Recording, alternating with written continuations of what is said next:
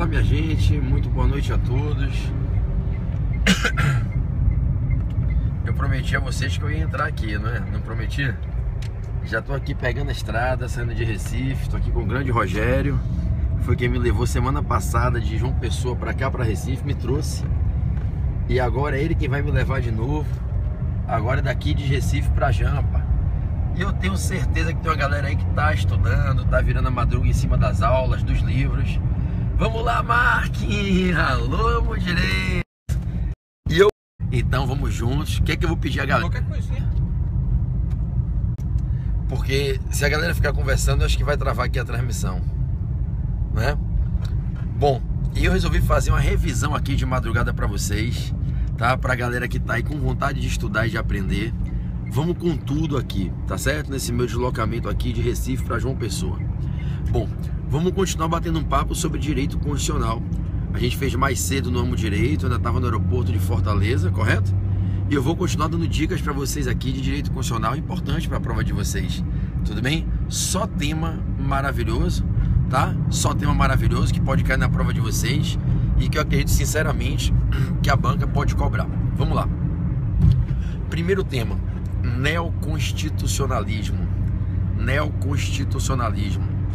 A banca pode te perguntar o que é o neoconstitucionalismo e quais são os marcos desse movimento chamado neoconstitucionalismo. O neoconstitucionalismo é um movimento, gente, que interfere na maneira de pensar e de aplicar o direito constitucional no mundo de hoje. O neoconstitucionalismo é um movimento ideológico de repercussão prática que influi diretamente na maneira de interpretarmos qual é o papel da Constituição e de aplicarmos a Constituição no caso concreto. Então, neoconstitucionalismo é um movimento no mundo inteiro que acontece na segunda metade do século passado e que inspira uma nova maneira de pensar o papel das constituições e o modo de aplicá-las. Não se confunde com o movimento do constitucionalismo. O constitucionalismo foi um movimento para reconhecer as constituições, para reconhecer a importância das constituições e reconhecer que os estados de direito ficavam submetidos a alguém maior que eles, que era a Constituição. O constitucionalismo foi um movimento que foi construído paulatinamente ao longo da história e que explodiu e ganhou força na virada ali de 2 séculos, o século XVII e o século XVIII, que é quando surge a ideia da Constituição e surgem as primeiras constituições escritas na França e nos Estados Unidos, a Constituição Francesa e a Constituição Americana. O constitucionalismo foi um movimento de reconhecimento da força da Constituição. O constitucionalismo foi um movimento do século XVII, do século XVIII, para reconhecer que o Estado fica submetido a alguém maior que ele, que é a Constituição. É quando se consagra a ideia do Estado constitucional de direito, da força normativa da Constituição. O neoconstitucionalismo não é esse movimento do século XVII e XVIII. O neoconstitucionalismo é um movimento do século XX, da segunda metade do século XX. É um movimento em que a gente passa a recompreender o papel da Constituição e a gente se submete a uma série de novos fatores de influência para que a gente passe a ter uma aplicação da Constituição de uma maneira mais adequada às vicissitudes, às necessidades que as mais diferentes sociedades humanas, civilizações humanas, passavam a demonstrar no final do século passado. Então, Marcelão Machado tá aí na live, meu grande professor e amigo Marcelo Machado, por esse menino, né? Essa galera aí, eu acolho aí como se fossem filhos, né? E tem uma galera aí que tá, Marcelão, de madrugada estudando e a gente não consegue, né? Não entrar aqui e colaborar. Então vamos lá, quem não seguiu ainda, siga Marcelo Machado, defensor público, grande professor de processo penal, tá certo? Eu vou pedir a galera que pare as mensagens, porque se vocês ficarem comentando aí vai travar, tá certo? Vamos lá? Sem mensagens, senão vai travar. Então, o neoconstitucionalismo é um movimento que tem como marco histórico a segunda metade do século passado, segunda metade do século XX, tudo bem? E em especial, a gente costuma dizer que é um movimento pós-Segunda Guerra Mundial, pós o nazismo, pós a Segunda Guerra. Uma grande autora italiana de Gênova, chamada Susana Pozzolo, é reconhecida como uma das grandes pensadoras que conseguiu com muita precisão definir marcos teóricos e filosóficos do neoconstitucionalismo. E é muito comum que se pergunte nas provas sobre esses marcos. No plano filosófico, a gente diz que o neoconstitucionalismo consagra o que se apelidou de pós-positivismo. Pós-positivismo.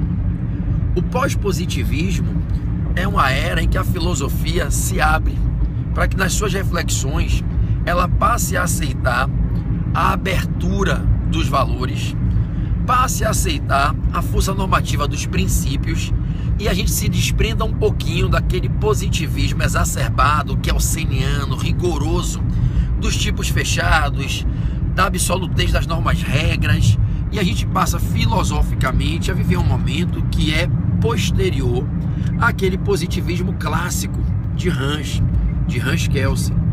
Então, o marco filosófico do neoconstitucionalismo é o pós-positivismo. Você pode marcar isso em qualquer prova que você fizer. No plano teórico surgem muitas teorias importantes e que são características que você pode marcar em sua prova. Ouça com atenção, me ouça com atenção, que isso cai muito em prova.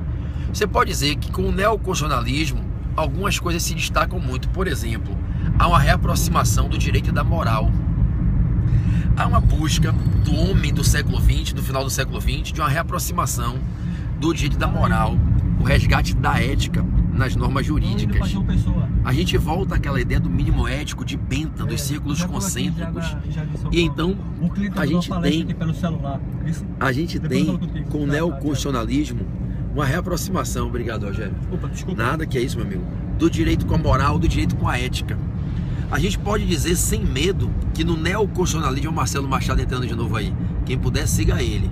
A gente pode dizer que com o neoconstitucionalismo, algo que hoje para todos nós é inegociável, não tem nem como negociar. A gente não consegue imaginar o mundo, o direito pensado de maneira diferente. É com o neoconstitucionalismo que vai explodir a ideia que eu vou lhe dizer aqui agora. A dignidade da pessoa humana passa a ser considerado o valor-fonte de tudo. Então a gente começa a colocar a dignidade do ser humano no centro de todos os debates. A gente passa a ter a constitucionalização do direito privado, a despatrimonialização das relações, a consagração da força dos direitos da personalidade. Tudo isso vem com o neoconstitucionalismo. No neoconstitucionalismo, a gente passa a ter uma revolução na hermenêutica constitucional. Surgem novos métodos de interpretação. A gente passa a trabalhar, por exemplo, com a ponderação de valores, admitindo o choque de garantias fundamentais, e quando há conflitos entre garantias fundamentais, a gente passa a trabalhar com a técnica da ponderação. A gente passa a reconhecer princípios implícitos como proporcionalidade e razoabilidade que não existiam. Proporcionalidade e razoabilidade. Então, galera de Fortaleza, que eu amo de paixão e trago no coração, a gente tem no neoconstitucionalismo, né, alguns marcos teóricos. A gente tem a reaproximação do direito com a moral, a centralização da construção dos debates e a centralização da dignidade da pessoa humana como um valor-fonte de tudo. A gente tem uma revolução hermenêutica com novos métodos de interpretação, a consagração de princípios implícitos como proporcionalidade e razoabilidade, e a expansão da jurisdição constitucional, que é uma das maiores conquistas, já caiu muito em prova, do neoconstitucionalismo, a expansão da jurisdição constitucional. Eu passo a ter muito mais casos concretos sendo decididos à luz da Constituição. O controle difuso de constitucionalidade ganha muito mais notoriedade. O próprio controle abstrato, a gente passa a ter no Brasil, vejam no Brasil, era só ADI, surge a ADC, surge a DPF, a gente passa a ter leis regulamentando a ADIM por omissão, a ADO, né? A gente expande a legitimidade para ajuizar essas ações, né? Deixamos de ter legitimidade exclusiva para ter legitimidade compartilhada, passamos a ter particulares podendo ajuizar ADI, ADO, ADC, ADPF como entidades de classe de âmbito nacional, com federações sindicais, partidos políticos, com representação no Congresso Nacional, entendem? Então essa é a noção aqui, bem sintetizada, evidentemente, bem resumida, com a revisão aqui numa live de revisão de madrugada, do neoconstitucionalismo. Tudo bem? Então é um movimento da segunda metade do século XX, início do século XXI, que tem, né, como marco filosófico pós-positivismo, e essa ideia da valoração dos princípios, da centralização da construção dos debates, da dignidade da pessoa humana como valor-fonte, a reaproximação do direito da ética e da moral, a superação daquela ideia de que as regras são sempre absolutas e uma boa relação entre regras e princípios, né? A expansão da jurisdição constitucional, tudo isso vem com o neoconstitucionalismo. Tudo bem? Maravilha. Vou para o segundo ponto, um segundo rol de dicas importantes com todos vocês. Vamos falar um pouquinho de controle de constitucionalidade. Vamos falar um pouquinho de controle de constitucionalidade. Meus amados, lembremos-nos que quando a gente fala, né, do controle jurídico, do controle de constitucionalidade, se exercendo no Poder Judiciário. Deixa eu ver se vai continuar bom ou se vai ficar travando. Peraí, vamos ver se vai estabilizar a transmissão. Esse controle de constitucionalidade exercido no Poder Judiciário, a gente chama de controle jurisdicional de constitucionalidade. Eu queria falar um pouquinho com vocês sobre o controle jurisdicional abstrato, concentrado, lá do STF, aquele que ocorre quando se ajuizam algumas ações específicas, que instauram o chamado processo objetivo. O controle abstrato, concentrado lá no STF, competência concentrada no Supremo. Então eu queria dar para vocês algumas dicas sobre o controle jurisdicional concentrado, também chamado de abstrato, de processo objetivo. Quais são as ações que permitem que se realize? Quais são as ações que, quando se ajuizam, impulsionam o exercício do controle, o controle abstrato, chamado de concentrado, controle principal, de processo objetivo? Quais são as ações? São 4: ADI, ADO, ADC e ADPF. ADI, ADO, ADC e ADPF. Essas 4 ações são as ações que impulsionam o exercício do controle abstrato, controle concentrado de processo objetivo lá no STF. Na sua prova, se lembre que os legitimados são sempre os mesmos. Qualquer pegadinha que a banca coloque dizendo que muda os legitimados é falso. As mesmas pessoas que podem ajuizar a ADI são aquelas que podem ajuizar a ADO e que também podem ajuizar a ADC e também podem ajuizar a ADPF. Eu tenho certeza que vocês que acompanham aqui as minhas lives, minhas aulas, não vão ter dúvida disso. Aquele macete dos 3 chefes nas 3 mesas com o PACOM, né? Quem pode ajuizar a ADI, a ADO, a ADC e a ADPF, né? São quem? Vocês se lembram os 3 chefes? O PGR, que é o chefe do Ministério Público da União, o Presidente da República, que é o chefe do Poder Executivo da União, e os governadores de estados e do DF, que são os chefes do Poder Executivo dos estados e DF. Os 3 chefes. Nas 3 mesas, né? Nas 3 mesas, né? Mesa diretora da Câmara dos Deputados, mesa diretora do Senado e mesa diretora dos parlamentos estaduais e do Distrito Federal, né? Mesa diretora de Assembleia Legislativa Estadual e Câmara Legislativa do Distrito Federal. Os 3 chefes nas 3 mesas com o PACOM. Lembram? Com de Conselho Federal do AB, de partido político com representação no Congresso Nacional, com de confederação sindical ou entidade de classe de âmbito nacional. Os 3 chefes nas 3 mesas com PACOM. Esses são os que podem ajuizar as ações de controle abstrato. Mas lembre, eu também conversei isso com vocês ao longo dessa semana aqui nas nossas lives. Lembre que tem um caso que somente o PGR pode ajuizar ação. Lembram? É o caso da ADI interventiva. Lembre que na ADI interventiva, na ADI interventiva, somente o Procurador-Geral da República pode ajuizar. Lembre que a ADI interventiva é a única em que eu tenho uma hipótese de legitimidade exclusiva para a propositura.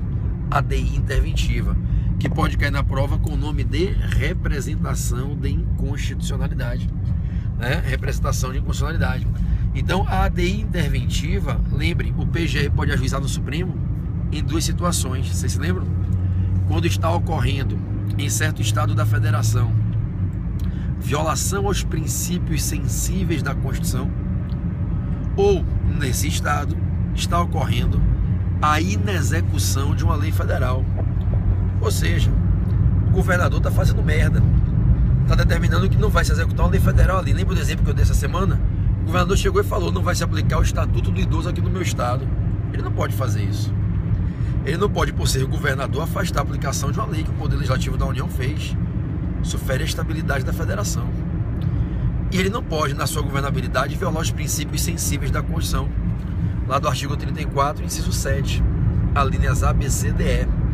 Então, nesses casos de violação aos princípios sensíveis da Constituição pelo governo estadual, nesses casos de ordenação de inexecução de lei federal no Estado, o PGR pode ajuizar a ADIM interventiva. E qual é a finalidade dessa ADIM?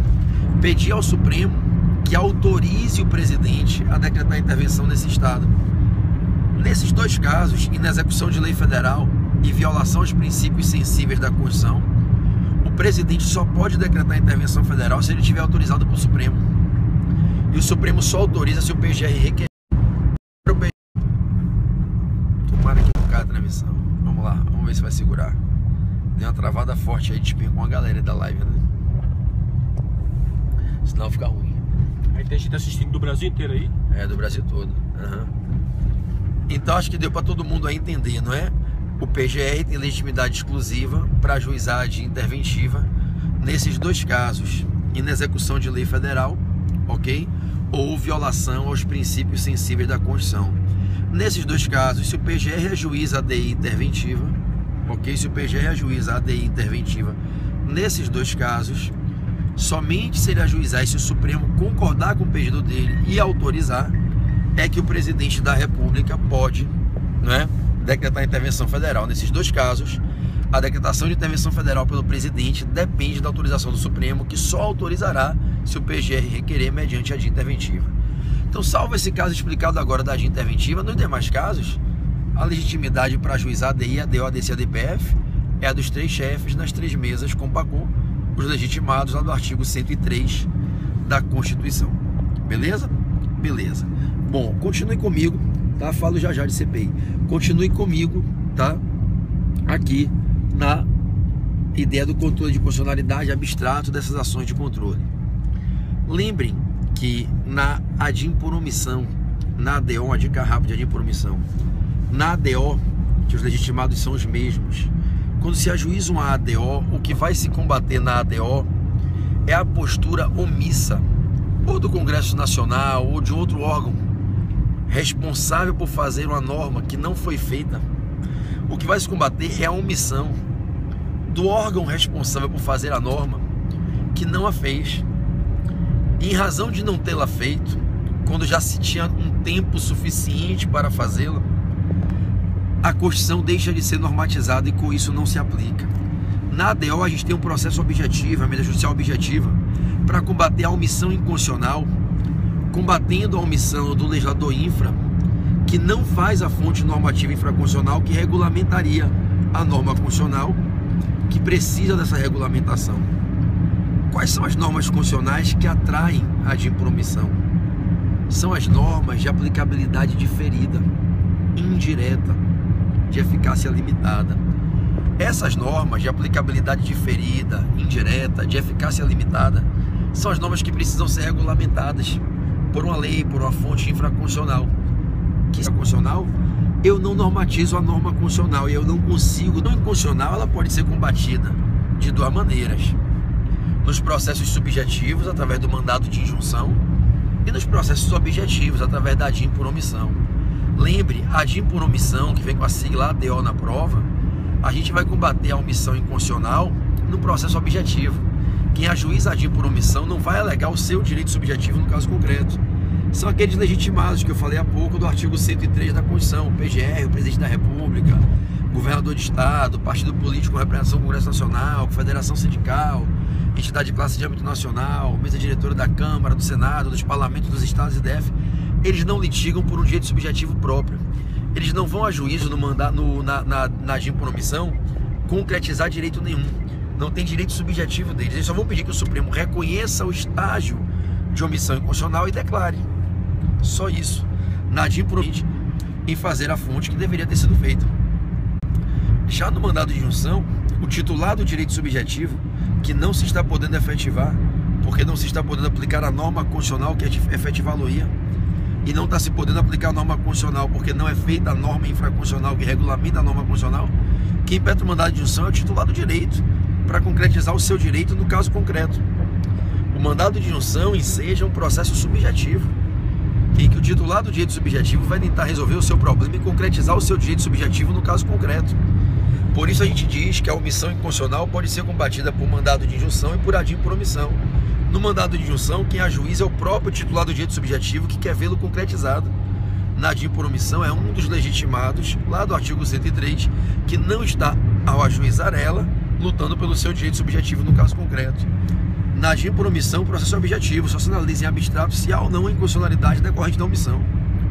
No mandado de injunção, o titular do direito quer sair do processo com a jurisdição que concretize e efetive o seu direito. É um caso subjetivo.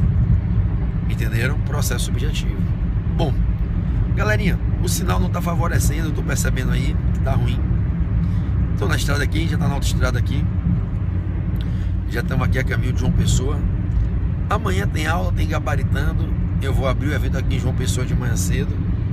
E depois eu vou partir para o Rio de Janeiro para fechar o evento no Rio. Vou falar no Rio de Janeiro por volta de 5 da tarde até umas 7h30 da noite. Eu vou jantar com minha esposa e meus filhos.